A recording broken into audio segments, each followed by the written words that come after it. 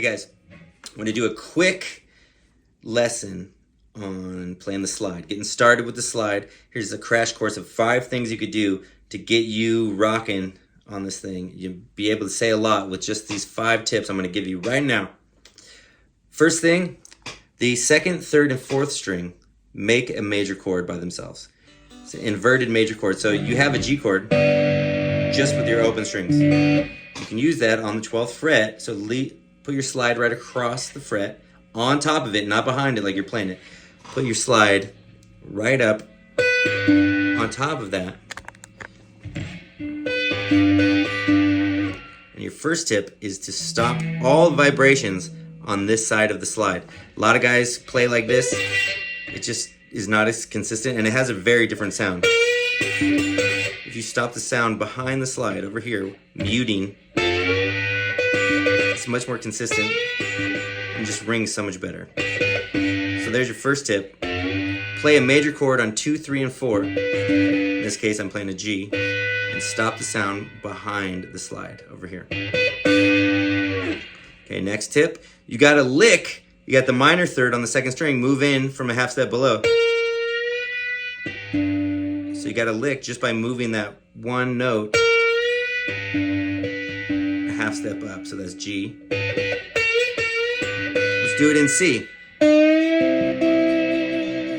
I'm getting that C chord because I'm used to playing a C like that, where I know that this finger is going to be pushing down 3 strings. Maybe you have a Hendrix vibe already together, where you do these inversions like that.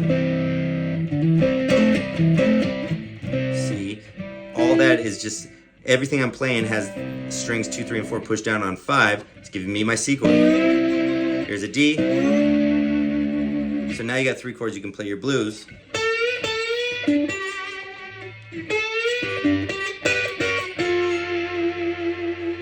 Okay, that's your next tip. 2 and 3 are the root and the 3rd of the chord. If you bring those down a whole step, you're getting the 9 and the 7th of the chord, making it a G7. So I'm going from G to like a G9 sound. So G to G9, but just these 2 strings.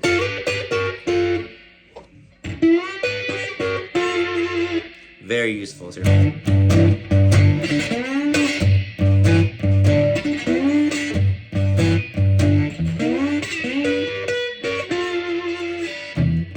And I'm ready for my 4 chord.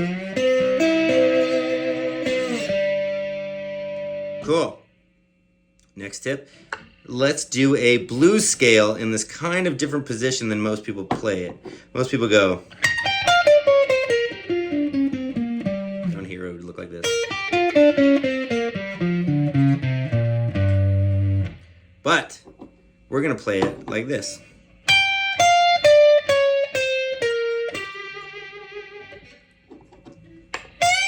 $15, $13, $15, $14, $13, $15, $12. So it's very, very good for improvising.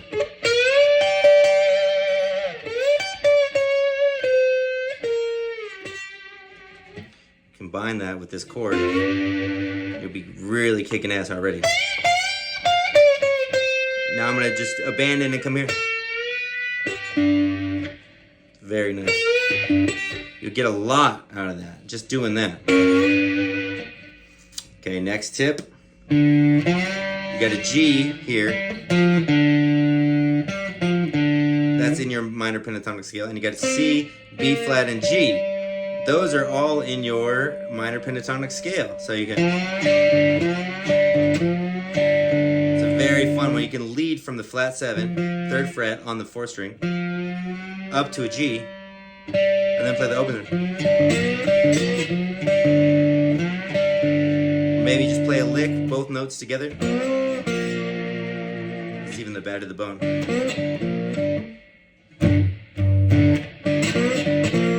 So I'm using 5 and 3.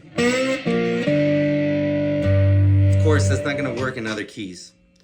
that's all right. But I just wanted to give you a tasty one in G, since that's what the guitar really is very good for playing in the key of G, because it has that G chord in it. The last thing I'll say about playing with the slide is just start using it. That's it. I mean, if you are comfortable playing your scales like this pattern, you do this all the time, that's cool. You can play the slide like it. It's just a little bit different technique, because you have to get right on top of the fret, not behind it, and you got to be listening the whole time. So I hope you guys got a lot out of that. Let me know if you want me to follow it up with something else, more slide stuff. There's E is really good for slide too. We could talk about that in another video, but just get started. It's a lot of fun, and I think you'll discover that it's easier than you realize. It's easier than it seems. All right. Thanks for watching. Please comment and subscribe. And if you like these lessons, you want to see my online courses, go to blackbeltmusician.com. Having a lot of fun there, and you can get your black belt in guitar.